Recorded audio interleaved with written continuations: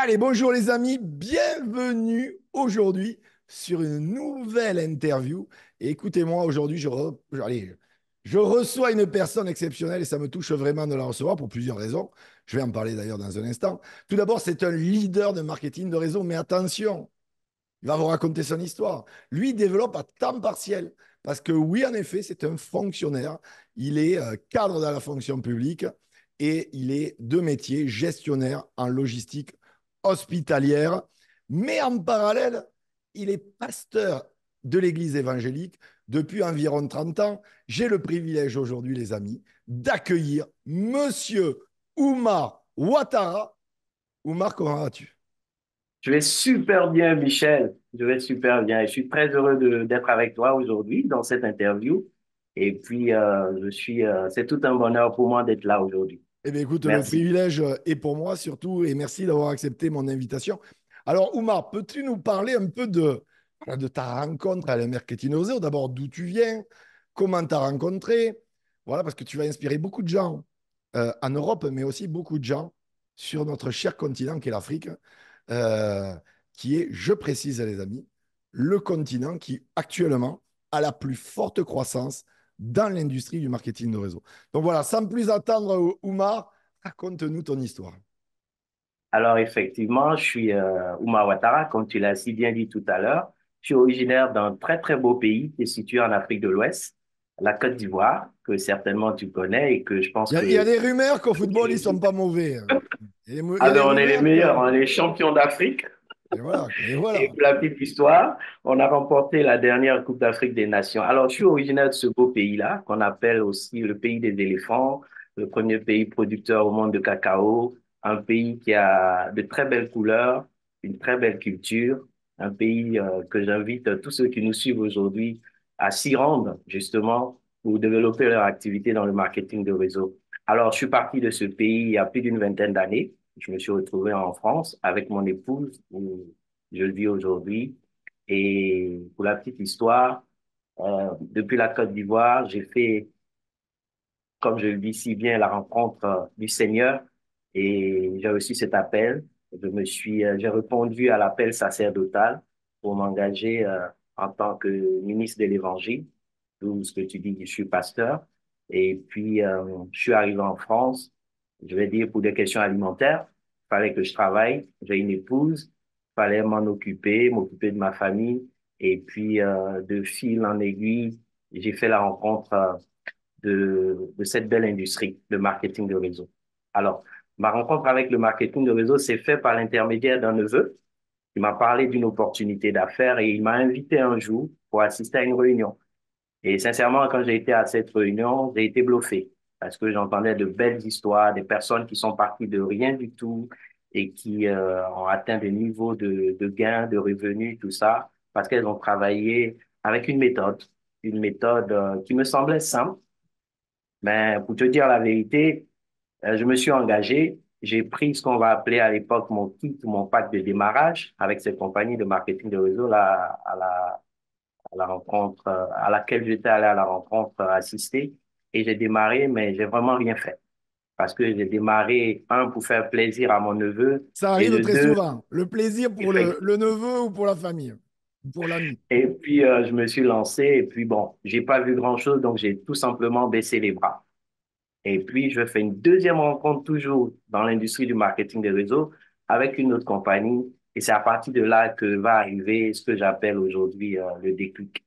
Mais même là, j'ai tâtonné, j'ai titubé, parce qu'il faut savoir que ça fait plus d'une décennie que j'ai découvert ce que c'est que le marketing de réseau. Mais c'est dans les 4 dernières années que je me suis vraiment lancé, même étant, comme tu l'as dit tout à l'heure, à temps partiel, où je me suis lancé vraiment pour commencer à faire les choses euh, à découvrir des méthodes et puis à faire la rencontre de Michel Destruel, qui a été vraiment le booster, je vais dire l'élément qui fait qu'aujourd'hui, il y a cette dynamique que je suis en train de développer avec, je dirais, ma petite équipe sur le plan local et puis aussi à l'international pour mettre en place, comme tu le dis si bien dans ton livre que je lis, que je continue de lire, Impact 2, mettre en place une méthode, un Il est là, système. il est là, il est là. Voilà. Je le montre déjà. Ouais, je l'ai aussi. Mettre en place un système qui va travailler pour nous, pour toi, etc. Donc voilà, et c'est de là qu'est partie vraiment cette belle aventure avec le marketing de réseau. Et au quotidien, bien que j'ai des responsabilités, ça et là, je m'évertue à mettre le maximum, à passer à Bon, l'action, à donner le meilleur de moi-même et pousser et tirer le maximum de personnes à entrer dans cette belle aventure du marketing de réseau. j'essaie de recentrer la caméra qui me suit comme une tête chercheuse, tu vois. Et puis, sans oublier ta rencontre avec, on peut le dire, Mamie Nana Kouliatic, hein, Effectivement. qu'on Alors, embrasse tendrement, qu'on embrasse tendrement. effectivement, quand je parle de ma deuxième rencontre avec le marketing des réseaux, c'est effectivement cette personne extraordinaire, une femme, je dirais, comme on dit souvent chez moi en Côte d'Ivoire, qui a la main sur le cœur, généreuse, Une patiente, femme en qui a or. pris le temps, qui a pris le temps de m'accompagner. Même quand je titubais, je ne comprenais pas les choses, elle était quand même là pour me montrer que je pouvais y arriver. Et ça, vraiment, je tiens à le dire parce que c'est très important les personnes qui nous présentent l'opportunité d'affaires dans l'industrie du marketing de réseau, on doit être vraiment reconnaissant pour cette personne parce que c'est des personnes qui vraiment nous font un cadeau. Je dirais, je peux me permettre de le dire, c'est un Bien sûr. cadeau à vie, un cadeau qu'on ne va jamais perdre, qu'on ne va jamais oublier. Et cette personne dont tu as mentionné le nom, Nana Koudiati, cette femme extraordinaire, c'est elle qui m'a vraiment donné le biberon pour parler un peu comme toi dans l'industrie du marketing de réseau. Et c'est pour ça que je l'appelle affectueusement maman. Et c'est extraordinaire. Et je pense que pour ceux qui me suivent aujourd'hui, les personnes qui vous ont donné l'occasion de découvrir l'industrie du marketing de réseau, vous devez réellement faire confiance à ces personnes, quel que soit le niveau de compétences que vous avez ou peut-être que vous savez un peu de la vie, mais faites confiance à ces personnes parce que ce sont des personnes sûres, des personnes Alors, sûres. moi, j'aimerais savoir un petit peu ta routine, ton état d'esprit, parce que, en plus, tu le sais, je t'apprécie beaucoup. Moi, en plus, tu es très développement personnel. J'aime beaucoup échanger avec toi. On était ensemble au Cameroun en février dernier. On a passé des jours extraordinaires. Et je t'ai vu sur scène, incroyable sur scène, ce que je te disais, très, très puissant sur scène.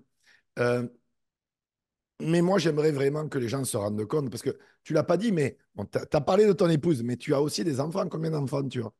Bien sûr, j'ai deux filles. J'ai Deux deux filles. filles, une de 21 ans et une de 18 ans. Voilà. Pourquoi je dis ça? Parce que je sais où je veux en venir. Euh, j'ai l'habitude d'entendre les excuses à tout va des gens. J'ai des enfants, j'ai un travail, j'ai ci, j'ai là, et blablabla, et blablabla. Enfin bon, les gens sont vraiment en gros souci avec ça. Et moi, ce qui me plaît chez toi, c'est que ben, tu as deux enfants, tu as une épouse, tu as un job, tu es cadre dans la fonction publique.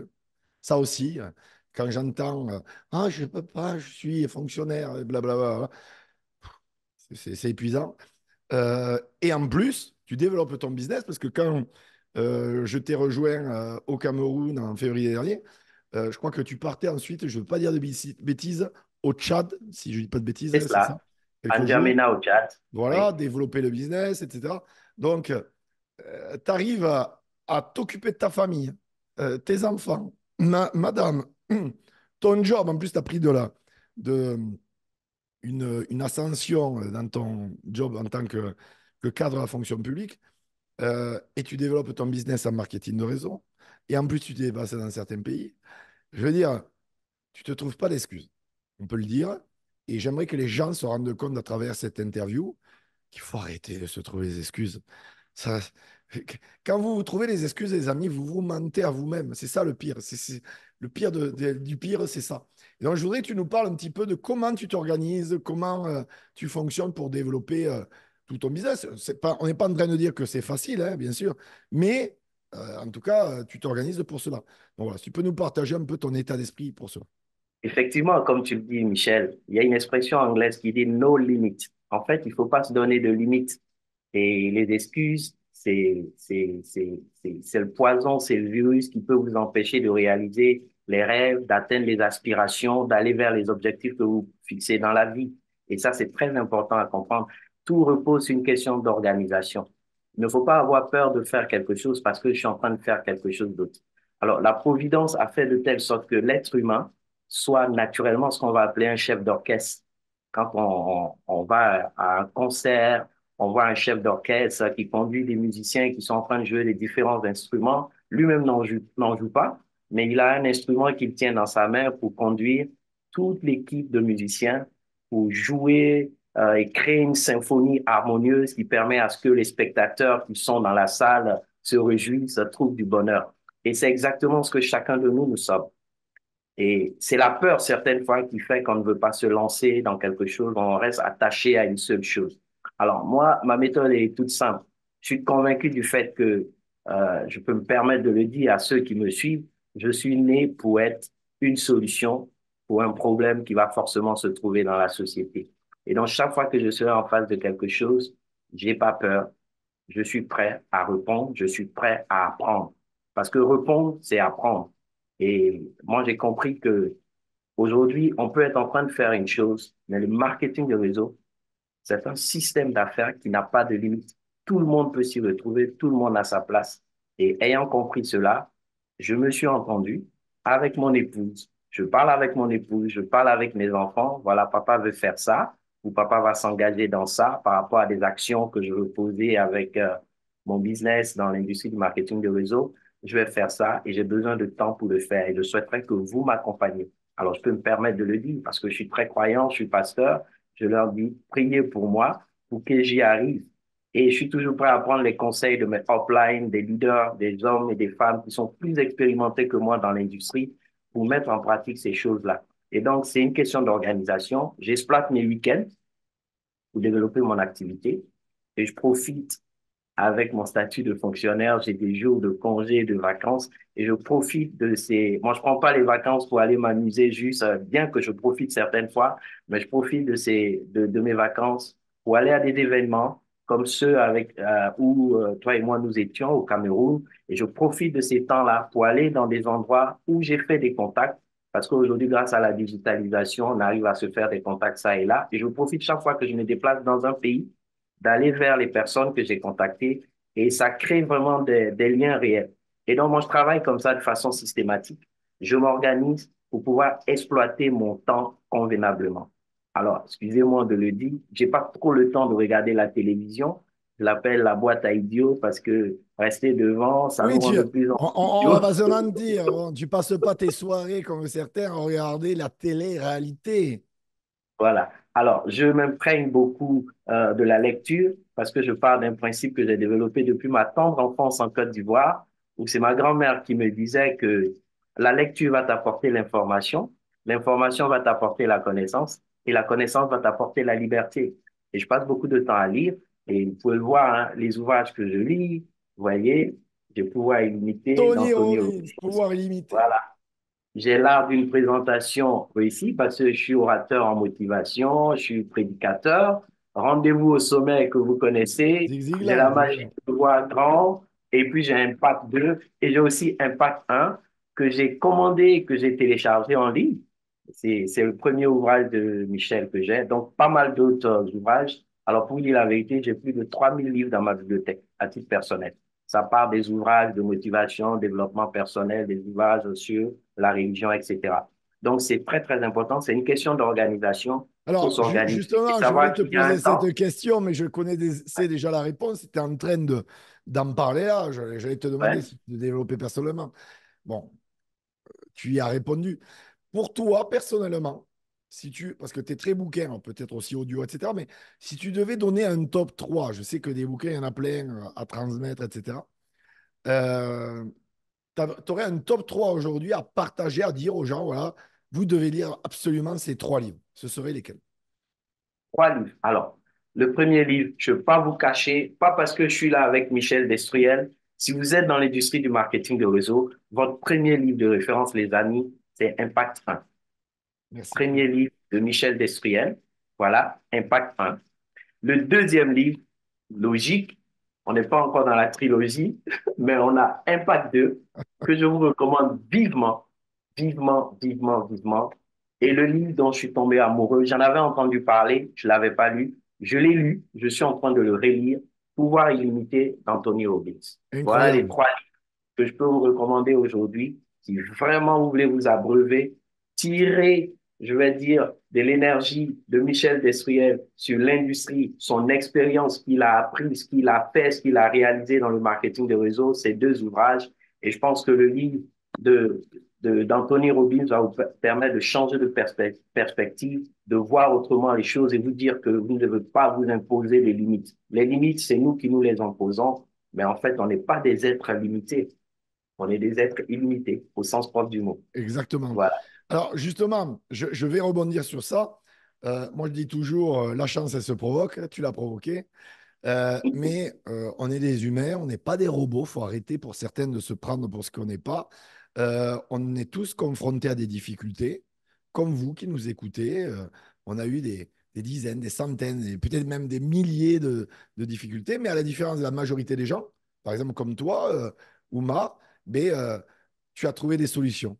Tu t'es organisé et tu as trouvé des solutions là où les autres ne voient que la problématique et restent paralysés face à la problématique.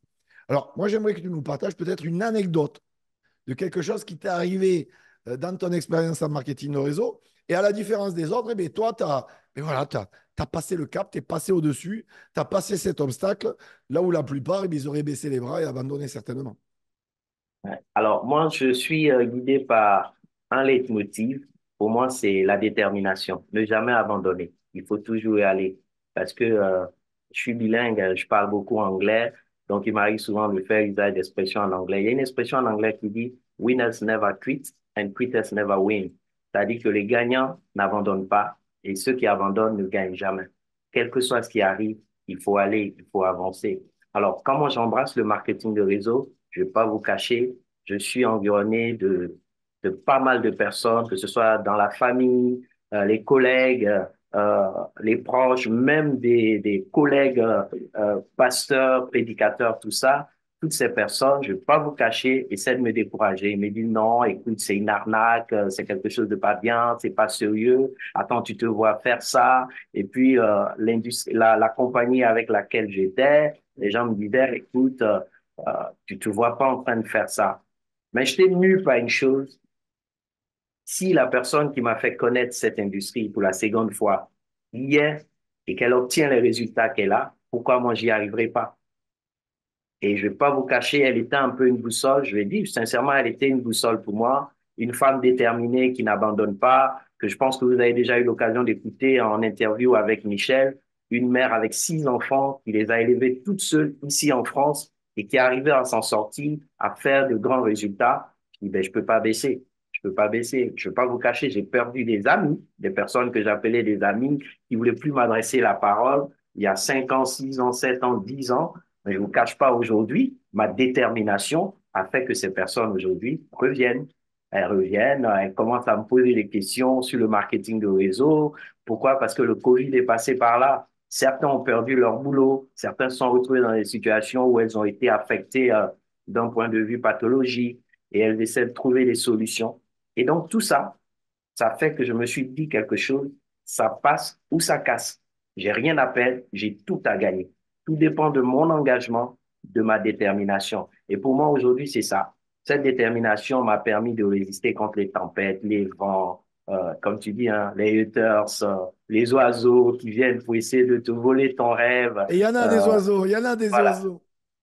Et j'ai entendu des choses que je ne vais même pas mentionner ici, des gens qui m'ont écrit publiquement sur Facebook, qui m'ont attaqué. Je ne vais pas vous cacher, ça, je peux me permettre de le dire. Il y a certaines personnes qui m'ont dit, mais t'es pasteur, qu'est-ce que tu vas aller faire dans ça? Tu n'as pas besoin de ça. Il dit, ben, peut-être que vous le pensez, mais moi, excusez-moi de le dire, mais le Dieu dans lequel je crois, c'est le premier réseauteur. C'est le premier auditeur, parce que je pense que Dieu, il a créé les hommes pour qu'ils puissent travailler dans la solidarité, dans le Bien sûr. partage, dans la productivité, s'entraider. Et c'est ça le marketing de réseau. Et pour moi, pour le dire en tant que pasteur, c'est pour ça que je suis dans le marketing de réseau. Parce que dans le marketing de réseau, on a ces valeurs qu'on retrouve dans toutes les religions, l'amour, le partage, la solidarité. Et pour ça, je ne peux pas baisser les bras.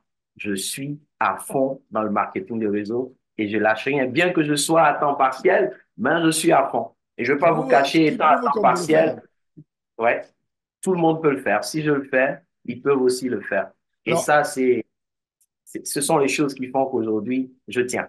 alors, moi, je voudrais aujourd'hui Mhm. que tu nous parles de la vision de l'Afrique.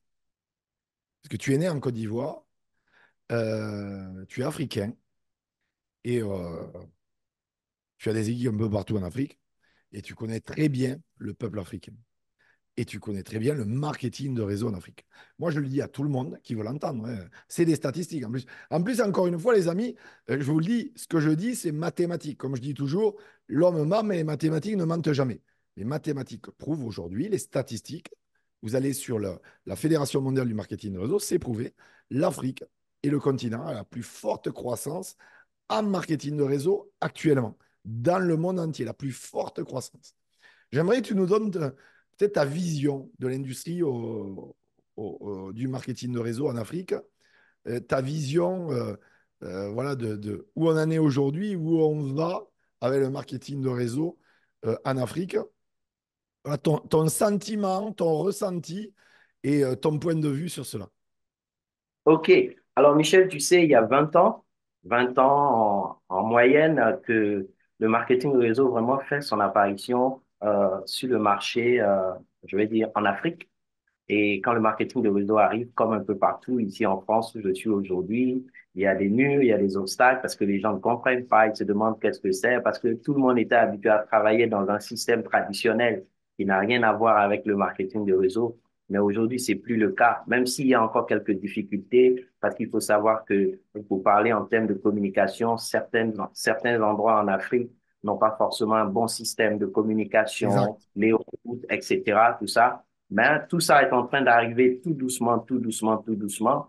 Moi, je suis reconnaissant parce qu'aujourd'hui, grâce au téléphone mobile, les gens peuvent aujourd'hui communiquer facilement et c'est aussi un outil qui peut permettre aux gens de travailler dans notre industrie du marketing de réseau. Et donc, depuis plus de 2 décennies aujourd'hui, l'Afrique vraiment est en train de prendre son envol dans l'industrie du marketing de réseau et c'est la raison d'ailleurs pour laquelle la DSA reconnaît l'Afrique comme la zone qui a la plus forte croissance en marketing de réseau. Premièrement, pourquoi?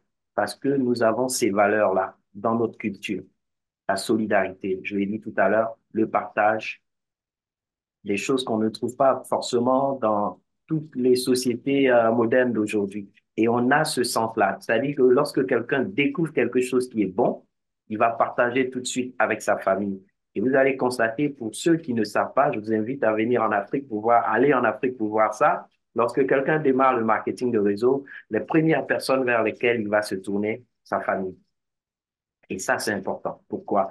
Parce que le sens, la famille, et très souvent, vous allez écouter les histoires des personnes, leur pourquoi c'était la famille. Pourquoi? Parce que même quand vous suivez l'actualité, vous voyez ces jeunes Africains qui traversent la Méditerranée pour essayer de venir en Europe pour améliorer leur vie. C'est parce que tout simplement, ils veulent venir trouver des moyens pour aider leur famille en retour. Mais aujourd'hui, avec le marketing de réseau, ils n'ont plus besoin de traverser la Méditerranée parce qu'aujourd'hui, en Afrique, selon les statistiques, on a plus d'une cinquantaine de marketing de réseau sérieux présentes sur le continent africain. Vous comprenez? Et donc, ce qui fait qu'aujourd'hui, le marketing de réseau a toute sa place. Et faire le marketing de réseau aujourd'hui en Afrique, mes amis, je vous encourage. Il faut y aller. Ne restez pas simplement en Europe, en Amérique, d'où vous me suivez aujourd'hui, mais il faut venir en Afrique parce que réellement, c'est là-bas que les choses sont en train de se passer. Pourquoi? Parce qu'ils sont prêts pour ça. Je vais employer l'expression, les gens ont faim quand ils se rendent compte qu'ils vont découvrir un système qui va leur permettre d'améliorer leurs conditions de vie, de gagner de l'argent, de pouvoir s'offrir un style de vie qu'ils ne pouvaient pas avoir en étant même comme fonctionnaire comme moi en Afrique, parce qu'en Afrique, un fonctionnaire, il gagne rien.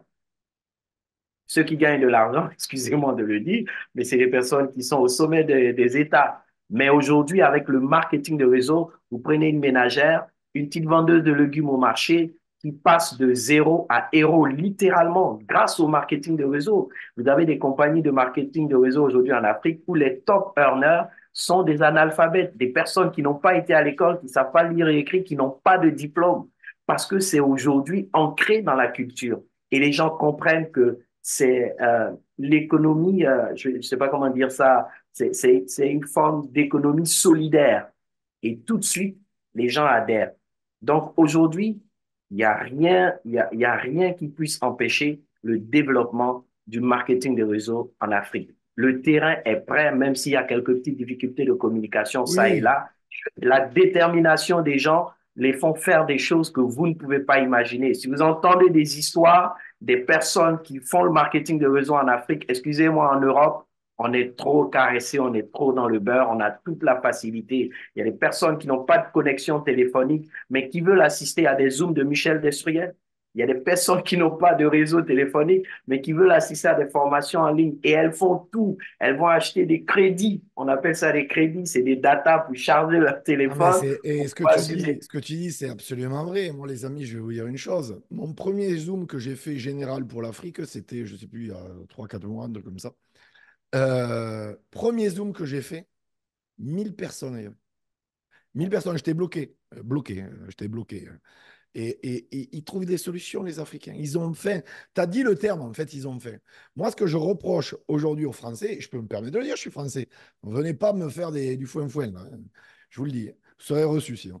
Mais c'est que c'est devenu la France un pays d'assistés. Et donc, on a créé une génération de personnes comme plus la dalle comme plus la dalle. Et je ne dis pas qu'il ne faut pas de social. Moi-même, j'ai monté une association, l'Association Estrellas, au Mexique. Mais le Mexique, c'est comme l'Afrique. C'est où tu travailles, où tu crèves. Littéralement. Où tu trouves de l'argent, tu gagnes de l'argent avec un business ou avec un travail, où tu meurs. Il n'y a pas le RSA, le CMU, la Sécu, allez, qu'est-ce qu'il y a encore? Il y a tellement de trucs en France que. Mais et tu sais que moi, je te raconte un truc, moi, parce que c'est incroyable. Moi, quand j'ai sorti à un repas de famille, à ma belle famille, il y a bientôt 10 ans, qui avait le RSA en France, qui valait à peu près, avec le taux de change à l'époque, entre 12 et 15 000 pesos mensuels. Donc c'était du 500 euros à l'époque, maintenant c'est 600 et quelques euros. Bientôt, c'est un truc fou. Ils m'ont pas cru. Ils m'ont dit, Michel, arrête de nous raconter n'importe quoi. Ils ont cru que c'est pas possible. Tu vois, mais c'est normal. Et après, et c'est malheureusement ça, tout ce trop de social qui a éduqué notre jeunesse et qui a sacrifié notre jeunesse à ne plus avoir d'ambition. Et aujourd'hui en France, et je vous le dis, vraiment, je vous dis, je rebondis sur ce que vient de dire Omar parce qu'il a tellement vrai. On a fait, on a créé des générations de jeunes qui n'ont plus faim, de gens qui n'ont plus envie. Et le social, aujourd'hui, on dirait que le mot ambition en France est un gros mot. Alors que c'est avoir de la valeur quand même, être ambitieux et vouloir mettre sa famille à l'abri, comme des milliers d'Africains sont en train de le faire aujourd'hui. Et moi, je vais vous dire une chose. Il y a un Spartacus qui est. Bon, on va avoir un Spartacus en Afrique. Je suis allé en Afrique découvrir le peuple africain sous ton invitation, Omar, et sous celle de Nana. Et je vous dis la vérité, j'ai vu des gens, je le vois, hein, j'ai l'habitude, des gens qui ont vraiment, quand je vous dis vraiment faim, ils ont vraiment faim. Et j'en ai des frissons. Et moi, c'est ça qui me plaît. Moi, ce qui me plaît, c'est voir des gens de tout horizon qui ont envie d'avoir le meilleur pour eux, leur famille. Et qui n'ont pas envie de se victimiser comme certains se victimisent en France, hein, et qui se cachent derrière la victimisation. Ça m'agace, la victimisation. Et là, j'ai vu un peuple africain qui a dit, on est dans une super industrie. Bon, là, c'était pour une compagnie, voilà, je vais le citer le nom, pour Forever, très bonne compagnie marketing de réseau. Et, euh, et qui, voilà, on a l'outil, et on a un numéro identifiant, et voilà, on va vous montrer ce qu'on est capable. Et j'ai parlé avec des personnes qui écoutaient bien, les amis, quand même, parce que ça, c'est incroyable. Je les écoutais, j'étais comme un enfant qui écoutait une histoire, qui ont traversé un pays, d'un pays à l'autre, en, allez, avec un petit bateau, comme on dit, Barque, une barque, une voilà, barque. Oui. une barque en bois, et etc. Et qui vont et qui sont venus à l'événement qui était au Cameroun, à Douala. Il y a d'autres qui ont fait 1400 kilomètres. Et Mhm. quand vous voyez là, les Français, là, Français, Belges et compagnie, hein, je mets tout le monde dedans. Pas pour vous qui m'écoutez, bien sûr, les amis. Vous, je sais que vous êtes différents. Heureusement, sinon vous ne serez pas sur cette chaîne. Mais quand vous voyez, ils trouvent des excuses, ils se victimisent, ils pensent que c'est les gouvernements qui vont changer leur vie. Malheureusement, j'ai ma punchline actuelle qui est même le meilleur neurochirurgien du monde ne peut rien pour ces gens. Peut rien. Ouais. Donc, bravo les Africains, et tu as fait une très bonne analyse de l'Afrique. Et moi, je suis convaincu, c'est factuel déjà, c'est la plus grosse croissance au monde, et je suis convaincu que d'ici 20 ans, Mhm. 30 ans, l'Afrique sera le continent numéro un de l'industrie du marketing de réseau. Tu l'as dit, ça fait 20 ans qu'ils connaissent, ils ont découvert, alors que l'industrie a 100 ans déjà. Je veux dire, Oui, à peu près, à quelques années près, c'est à peu près ça. Oh, ils avaient un sacré retard à combler, 80 années. 29 ans qu'elle connaît, la croissance est incroyable. Et surtout, la volonté est là. La volonté est là parce qu'ils n'ont pas le choix. Et j'adore le peuple africain. Et c'est pour ça qu'on va avoir, on a lancé Spartacus en Afrique. oui, Et voilà. Et merci, Oumar, de m'avoir, avec Nana, bien sûr, j'oublie pas, hein, euh, de m'avoir fait découvrir le peuple africain, le continent africain. Et il me c'est tarde ça. de faire vraiment tous les pays après l'autre parce que c'est incroyable. Et ça me fait penser d'ailleurs au Mexique. C'est pour ça que je suis au Mexique depuis 10 ans, bientôt 10 ans. Et il y a beaucoup de similitudes avec l'Afrique et le Mexique.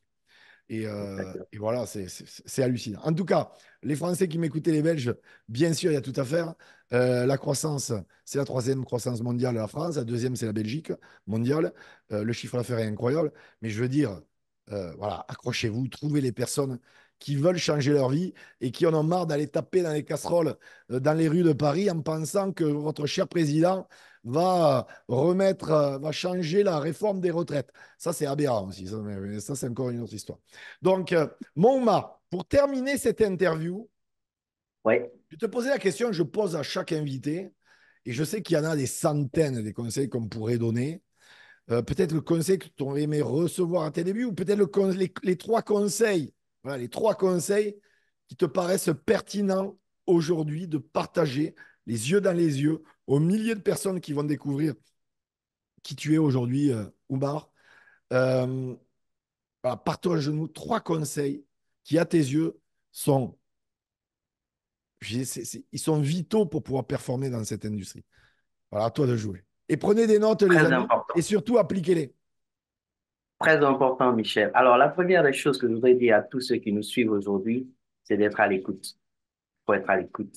Il y a quelqu'un qui a dit un jour que Dieu nous a donné deux oreilles et une bouche. On ne doit pas trop parler, mais on doit être plus écoute, et plus à l'écoute. Pourquoi être à l'écoute? Ça nous permet d'identifier les besoins des gens. Ça nous permet de comprendre ce que les gens veulent réellement. Parce que je crois que dans cette industrie, si on écoute, on peut mieux répondre aux besoins des personnes qu'on rencontre, des personnes qu'on contacte, des personnes qu'on prospecte dans notre industrie.